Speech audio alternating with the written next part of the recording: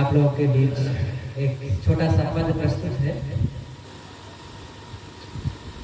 आओ सब मिल आओ, आओ सब मिल आओ, अब सत्संग सफल बनाओ, ऐसी करनी करो जगत में जो प्रहलाद कहाओ।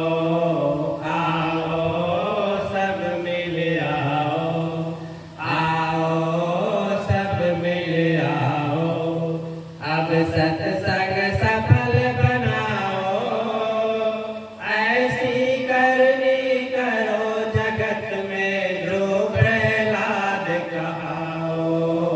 आओ सब मिल आओ, धर्म हमारा विपत रहा, पाप दिनों दिन पनप रहा। धर्म हमारा विपत रहा, पाप दिनों दिन पनप रहा। हम तपस्या त्याग नहीं, सदपथ में अनुराग नहीं। हम तपस्या त्याग नहीं, सदपथ में अनुराग नहीं। वेदों को हम छोड़ चले, कुल मर्यादा तोड़ चले। वेदों को हम छोड़ चले, कुल मर्यादा तोड़ चले। नहीं हवाओं के झोंकों में मत उड़ो, यहीं रुक जाओ, अब सत्संग सफल बनाओ, ऐसी करनी करो जगत में जो प्रहलाद कहाओ। आओ सब मिल आओ, आओ सब मिल आओ, अब सत्संग सफल बनाओ, ऐसी करनी करो जगत में जो प्रहलाद कहाओ। आओ सब मिल आओ, बहनों तुम सब सीता हो, तुम ही तो भगवत गीता हो। बहनों तुम सब सीता हो, तुम ही तो भगवत गीता हो। सावित्री अनसुईया हो, तुम ही यशोदा मैया हो। सावित्री अनसुईया हो, तुम ही यशोदा मैया हो। फैशन में मत बहा करो, नारी धर्म में रहा करो। फैशन में मत बहा करो, नारी धर्म में रहा करो। तुलसी नानक सूर शिवाजी मीरा भी उपजाओ, अब सत्संग सफल बनाओ, ऐसी करनी करो जगत में जो प्रहलाद कहाओ। आओ सब मिल आओ, आओ सब मिल आओ, अब सत्संग सफल बनाओ, ऐसी करनी करो जगत में जो प्रहलाद कहाओ। आओ सब मिल आओ, आओ सब मिल आओ, सत्संग का कुछ मोल करो, हम क्या हैं यह तौल करो। सत्संग का कुछ मोल करो, हम क्या हैं यह तौल करो। काम क्रोध मद लोभ तजो, निस दिन हरि गुण गान करो। काम क्रोध मद लोभ तजो, निस दिन हरि गुण गान करो। कर्म अगर कर जाओगे, तभी अमर पद पाओगे। कर्म अगर कर जाओगे, तभी अमर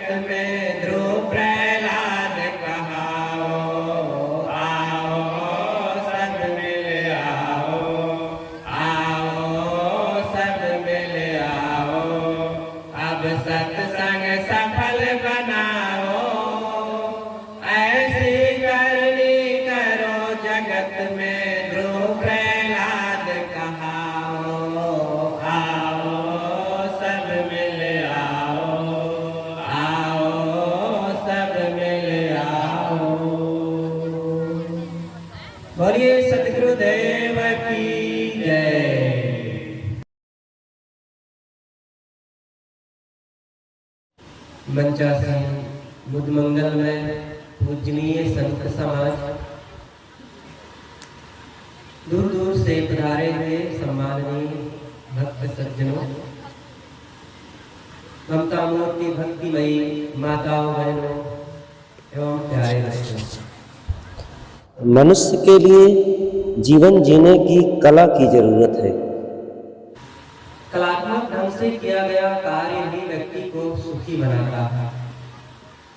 जीवन जीने के लिए उसके पास अगर कला है, जीने का अगर ढंग है सही, तो वो सुखी रह सकता है।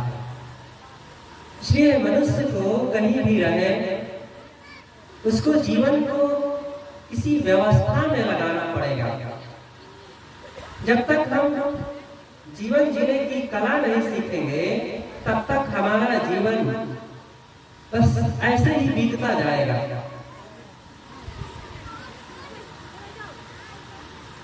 हमारे जीवन में 3 बातों की बड़ी आवश्यकता है: जीव दया, सदाचार और आत्मज्ञान।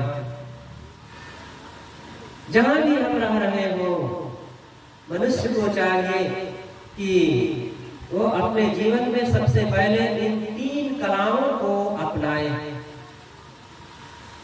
जैसे खेती करने की एक कला होती है, और जब उस ढंग से खेती करता है व्यक्ति, तब उसको फायदा मिलता है, वो सफल होता है किसानी में। कोई दर्जी है, ऐसे ही कुछ सिलने लगे कपड़ा, तो क्या वो पहनने के काम आएगा? क्या वो व्यक्ति की शोभा बढ़ाएगा कपड़ा? कोई भोजन बनाता हो, अगर कलाकारी ढंग से बढ़िया भोजन नहीं बनाया, तो दाल चावल सब्जी रोटी आटा आदि सब वही रहेगा, लेकिन कला के अभाव में भोजन खाने लायक नहीं रहेगा। ईंट पत्थर कोई भी जोड़ दे ऐसे, तो क्या वो मकान बन जाता है?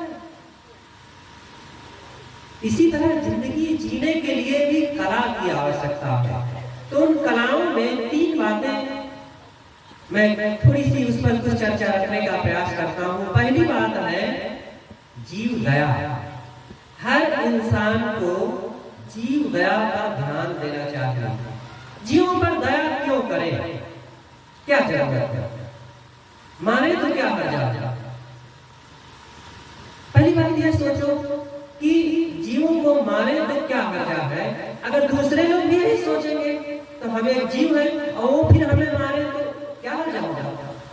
लेकिन क्या कोई चाहता है कि कोई हमें मारे? कोई नहीं चाहता। सब चाहते हैं कि हमें प्रेम मिले, हमें सेवा मिले, हमें प्यार मिले, लोगों का हमें रक्षा मिले। जब हम चाहते हैं दूसरों से कि हमें कोई कष्ट ना दे, हमें कोई ना मारे, तो हम क्यों दूसरों को सताएं? हमें कोई भोजन दे या ना दे, मकान दे या ना दे, कपड़े दे या ना दे, प्रेम चाहते हैं, दया चाहते हैं, क्षमा चाहते हैं, हमें भी यही लेना चाहिए। सबकी यही जरूरत है। अपने अपने घरों में जो जहां रह रहे हो, इस बात का सब लोगों को ख्याल रखना चाहिए। ये माताएं बहनें भी, जीवों को किसी ढंग से मारो मत। आप भोजन बनाती है जब, तो भोजन लकड़ी जलाती है तो ध्यान रखो लकड़ी में दीमक है, चींटियां है, मटा है और कोई जीव जंतु है, और सबको चूल्हा में ठोस दिए, ठीक नहीं। झाड़ दो, बन सके तक बचाओ जीवों को। लिपाई कर रही हो, एक बार झाड़ू लगा लो, तब लिपो, और बन सके जहां तक जीवों को बचाओ। ये तो छोटी छोटी बातें हुई, लेकिन जो लोग मांस खाते हैं वो क्या करेंगे? जीव पर दया कर रहे हैं? दया नहीं कर रहे हैं, वो तो जानबूझ करके हिंसा कर रहे हैं। इसलिए कभी भी किसी प्राणी की हत्या ना करो। इस संसार में मनुष्य सर्वश्रेष्ठ प्राणी है, बुद्धि, कला और शक्ति संपन्न है, और जो श्रेष्ठ होता है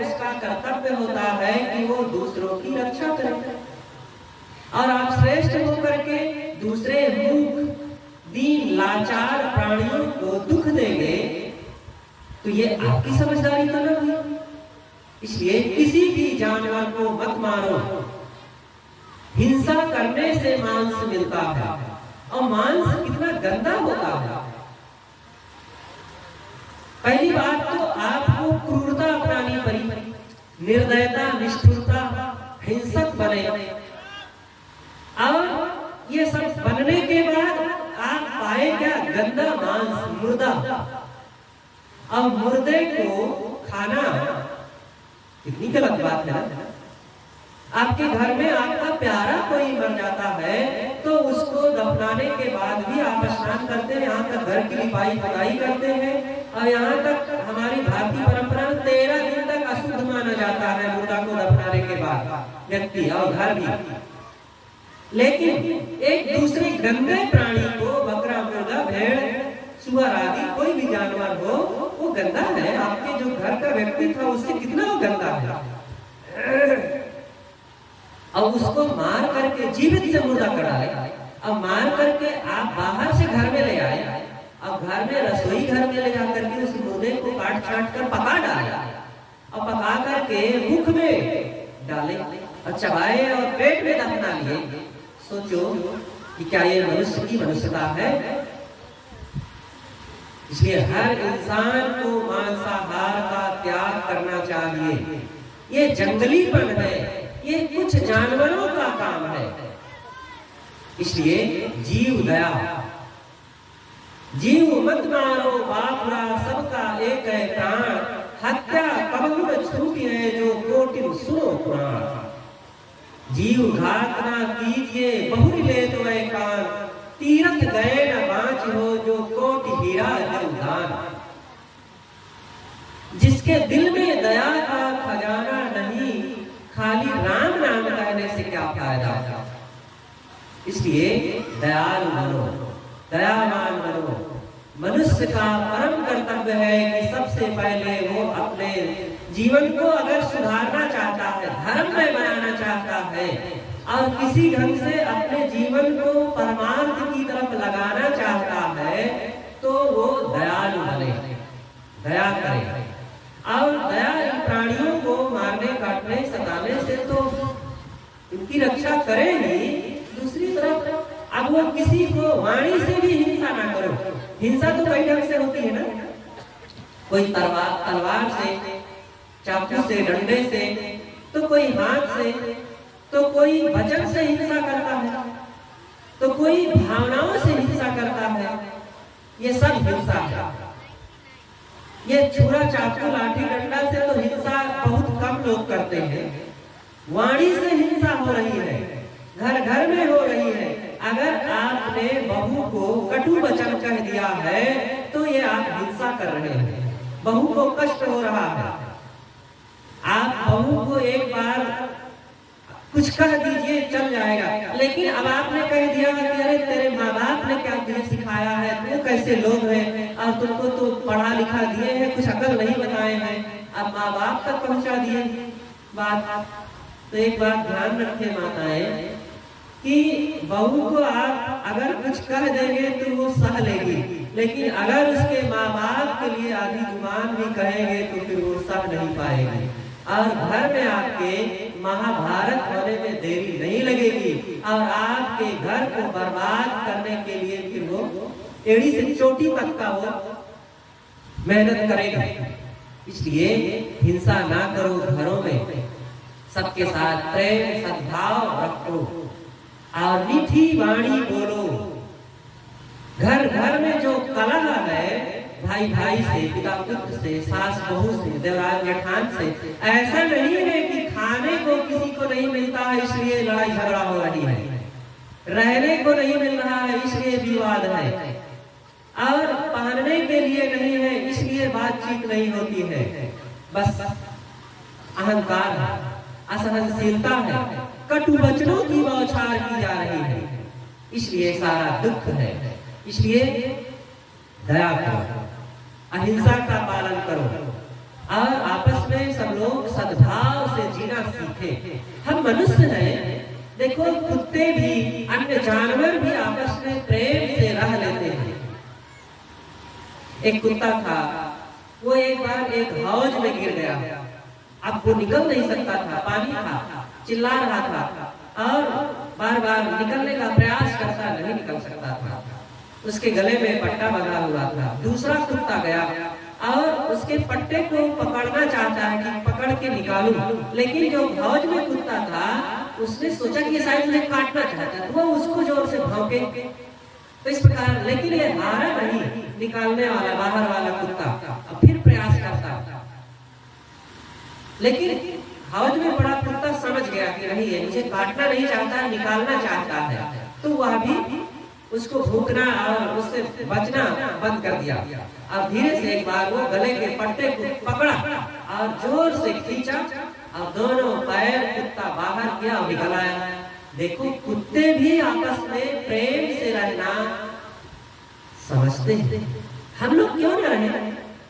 चार लोग जहाँ है घर परिवार में, मनुष्य को सामाजिक प्राणी कहा जाता है। समाज के बिना हम रह नहीं सकते हैं। और समाज कहाँ मिलता है?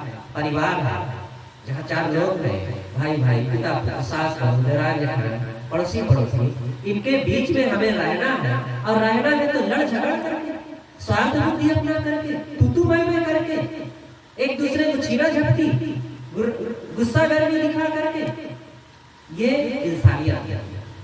हमारे जीवन में इंसानियत पनपना चाहिए। इंसान बन करके इंसान के बीच में इंसानियत का व्यवहार करें, ये सच्ची जिंदगी जीने का मतलब। दूसरी बात मैं कह रहा था, सदाचार का पालन। जीव दया हो और मनुष्यों के साथ मनुष्य, हमारे जीवन में सदाचार हो। सदाचार क्या है? भ्रांतियों से दूर रहो, जादू टोना, भूत प्रेत, ग्रह लग्न मुहूर्त, शकुन अपशकुन, मंत्र तंत्र, और कहीं कोई बाबा आया है और वो मंत्र के बल पर आपको कहीं फल बना के खिलाता है, कहीं जलेबी बना के खिला देता है और फिर नोट बना देता है, 2 का 10 कर देता है और आप लट्टू हो गए। ये माताएं तो बहुत जल्दी पीदा हो जाती हैं। कोई आया, इनको कहा कि हम आपके 10 का 20 कर देंगे। अरे तो बहुत बढ़िया बात है। और फिर 50 दिए, 100 दे दिया, आपने 200 दे दिया, वो 400 दिए, आपने 1 तोला चांदी दे दिया, वो 2 तोला चांदी दे दिया। तब आपको विश्वास होगा, ये तो बहुत कलाकार, बहुत जादू पहुंचा हुआ पुरुष है, और आपने अपना सारा गहना गुड़िया दे दिया। और ऐसा कई दिन में ये सब हुआ और बहुत लोग एक साथ दिए और दिए, तो फिर उसने कहा कि अब इसके लिए ज्यादा पूजा उजा करना पड़ेगा और मुझे थोड़ा सा इसके लिए और सामान की जरूरत है। और फिर रात में 9-11 हो गया। सच्ची घटना ऐसे में कहीं कह सकता हूँ, लेकिन कहने का अवसर अभी नहीं है। इसलिए इन सब चीजों में भटको मत। अंधविश्वास मनुष्य के जीवन में बहुत बड़ी हानि पहुंचाता है। कोई आपका नाम बता दिया, कोई आपके बाबा दादा का नाम बता दिया, कोई आपके पड़ोसी का नाम बता दिया, तो कौन बड़ी बात हो गई? अब आप उसके सामने जाकर के बस बाबा आप बड़े सिद्ध हो, नाक रगड़ने लग गए। अरे आप ज्ञानी बनो, इंद्रियों में संयम रखो, कर्मों में पवित्रता रखो, वाणी में मिठास रखोगे, तब आपको सुख शांति मिलेगी। कोई नाम बता दिया है तो आप इससे सुखी नहीं हो जाओगे। और ऐसे रिद्ध सिद्ध बाबा लोग बहुत भटक रहे हैं, घूम रहे हैं। वो सिद्ध नहीं है, वहां गिद्ध है और आपके धन भोग और देह पर उनकी नजर है। अब थोड़ा सा वो प्रलोभन देते हैं किसी प्रकार से। इसलिए ऐसे लोगों से बच करके रहो। जीवन में शांति की कमाई करो। आपके जीवन का लक्ष्य धन और भोग की प्राप्ति नहीं है, जीवन का लक्ष्य है आत्म शांति। आजकल में यहाँ से चल देना है। अंतिम बात मैं कह रहा था, आत्मज्ञान, जीव दया, सदाचार, इस पर बहुत बड़ा विषय है, बहुत कुछ कहा जा सकता है, लेकिन थोड़ी थोड़ी बातें कहना मैंने कहा। तीसरी बात है आत्मज्ञान। हर नर नारी को आत्मज्ञानी होना चाहिए। आज ज्ञान की भरमार है। अनेक कोचिंग सेंटरों में, शिक्षण संस्थानों में, विद्यालय कॉलेजों में अनेक विषय पढ़ाए जाते हैं। अंग्रेजी, हिंदी, गणित, विज्ञान, कंप्यूटर, इंजीनियरिंग, वकालत आदि आदि का ज्ञान लड़के लड़कियां खूब पढ़ रहे हैं। ढंग से जा करके और अनेक कोचिंग भी करके वो पढ़ते लिखते हैं। लेकिन इन समस्त विद्याओं में कहीं आत्मज्ञान, आत्म शांति की भी चर्चा होती है। आप कौन है इस बात को बताया जाता है। अरे आत्मज्ञान और आत्म शांति की बात छोड़ो, आपको परिवार में अपने भाई बंधुओं के साथ, पति पत्नी के साथ, सास बहू के साथ, पिता पुत्र के साथ कैसे रहना चाहिए, कैसे बैठना उठना चाहिए, कैसे जीवन जीना चाहिए, ये बात भी तो नहीं बताई जाती है। केवल आपको नोट कमाने की मशीन बनाई जा रही है आज की शिक्षा के द्वारा और वहां अयोग्य बनाया जा रहा है। आज की व्यवस्था भी कुछ ऐसी है कि बच्चों को कक्षा 8 और 10 तक फेल मत करो, उन पर कोई अनुशासन नहीं होनी चाहिए, कोई डिसिप्लिन नहीं होगी। जब तो बच्चे कक्षा 8 और 10 तक में ही तो एक मेच्योरिटी प्राप्त करते हैं और ऐसे बच्चे एक उम्र में जब पहुंच जाएंगे, अनुशासनहीन बन करके रहेंगे, तब उनके जीवन में क्या रहेगा? आवारा और वह उद्दंड उज्जड लंठ बन करके जब वही अफसर बनेंगे, इंजीनियर और वकील बनेंगे, वही माता और पिता बनेंगे, वही पति और पत्नी बनेंगे, तब वे घर को, समाज को, परिवार को कैसे चलाएंगे? इसलिए अनुशासन की जरूरत है। बच्चों को ये ना सोचो कि डांट देंगे तो ये नाराज हो जाएगा, डांटो, जरूरत पड़े तो दो चार झापड़ भी लगाने की हिम्मत रखो। अब आप नहीं लगाओ तो बड़ा होकर के वो आपको लगाएगा, जरूर लगाएगा। वो शराबी बनेगा, दुष्ट आवारा बनेगा, आपकी प्रॉपर्टी को नष्ट करेगा और फिर आपके ऊपर सवाल होगा, इतनी डिमांड करेगा और नहीं लाओगे, दोगे तो फिर क्या करेगा? सब कुछ करेगा। इसलिए बच्चों के जीवन में अनुशासन होना चाहिए और सिखाओ। आपकी शिक्षा से ये भरोसा ना रखो कि आपके बच्चों को कोई स्कूल में अध्यापक और प्रोफेसर, लेक्चरर इसको इंसान बनाएगा। इंसान नहीं बनाएगा। डॉक्टर, मास्टर, वकील बना सकता है और ये सब बनने के बाद भी शराबी बनेंगे, जुआड़ी बनेंगे, महालंपट और दुराचारी बनते हैं लोग। आपको इंसान बनाने वाली जगह कोई है तो आपका परिवार है, सत्संग, सद्ज्ञान है, संतों की संगति है। इसलिए ऐसी संगत में बच्चों को ले जाना चाहिए। मैं कह रहा था आत्मज्ञान, आत्मज्ञानी बनो। आप ये हड्डी चाम मांस के एक चलते फिरते ढांचे नहीं है। ये शरीर होने के साथ साथ आप इस शरीर में रहने वाले कोई एक चेतन आत्मा है। दृश्य नहीं है, आप दृष्टा हैं। देह नहीं है, देह के अंदर रहने वाला आत्मा है और आपके न रहने से देह मिट्टी हो जाती है और उसी आत्मा के निकल जाने के बाद किसी को फिर माता, पिता, भाई या चाचा काका कहा जाता है। फिर तो सब लोग यही कहते हैं, भाई मिट्टी पड़ी है, चलो इसको दफनाओ, चलो चलो। अपने आप को आत्मा समझो। जब आत्मा समझेंगे अपने आप को, तब आपके अंदर में निर्भयता आएगी। ये देह के हानि लाभ, अधन भोग, प्राणी पदार्थ, रुपए पैसे के हानि लाभ में आप बुलबुल रोएंगे नहीं, बिलखेंगे नहीं और इसके लिए पाने के लिए जायज नाजायज कर्म कुकर्म नहीं करेंगे। जब आप ये समझेंगे कि मैं शुद्ध चेतन आत्मा हूँ, अविनाशी हूँ, शरीर में रह करके मुझे कुछ पवित्र कर्म करते हुए आत्म कल्याण की कमाई करनी है, तो आप सदाचारी रहेंगे, अच्छी संगत में रहेंगे और अच्छी चर्चा करेंगे, दुराचार और दुर्गुणों से बच करके रहेंगे। तब आपके जीवन में कितनी शांति आएगी, आपके परिवार में कितना आदर्श मिलेगा सबको और फिर आपका समाज कितना पवित्र होगा। तो ये जिंदगी जीने के कुछ कायदे हैं, कुछ कलाएं हैं, कुछ युक्तियां हैं और इन कलाओं को प्राप्त करने के लिए सत्संग की जरूरत है, संतों की जरूरत है, ज्ञानवान, बोधवान, रहनी संपन्न किसी गुरुजन और संत की जरूरत है। इसलिए इन कलाओं को प्राप्त करने के लिए विनम्र होकर के, जिज्ञासु और मुमुक्षु बन करके हमें संतों की संगत में जा करके आत्मज्ञान और आत्म शांति की कला प्राप्त करना चाहिए, जिससे जीवन सार्थक, जिससे हमारा जीना सुखद रहे और मरना भी सुखद रहे। नहीं तो जब तक जिएंगे तब तक शिकायतों में जिएंगे और जब मरेंगे तो रोते हुए मरेंगे और मरने के बाद भी पशु पक्षी कृमि कीट आदि कुत्ते बिल्ली बनने के लिए और भटकने के लिए मजबूर रहेंगे हम लोग। मेरी बातों से किसी को कष्ट तो नहीं हो रहा? बातों की सच्चाई को समझे। और सत्संग इसीलिए यहाँ पर आपको पलने में झुलाया नहीं जाएगा कि आप जो जानते हैं, जो मानते हैं, बस वही वही करते रहे और आप खुश रहे। हम आपको पृष्ठ पोषण करते रहे और आप हमें कहे वाह वाह महाराज बहुत बढ़िया सुनाए हैं, तो क्या होगा इससे? अरे आपको वो बताया जाता है जो सच है, वो हमारे लिए भी लाभकारी है, आपके लिए भी लाभकारी है। इसलिए सब लोग न्याय को ग्रहण करके अपने जीवन में शांति की कमाई करें, इससे जीवन सुखद होगा और यही जीवन की असली उन्नति। बस अपनी बातें नहीं करना, समाप्त करना। बोलिए सतगुरुदेव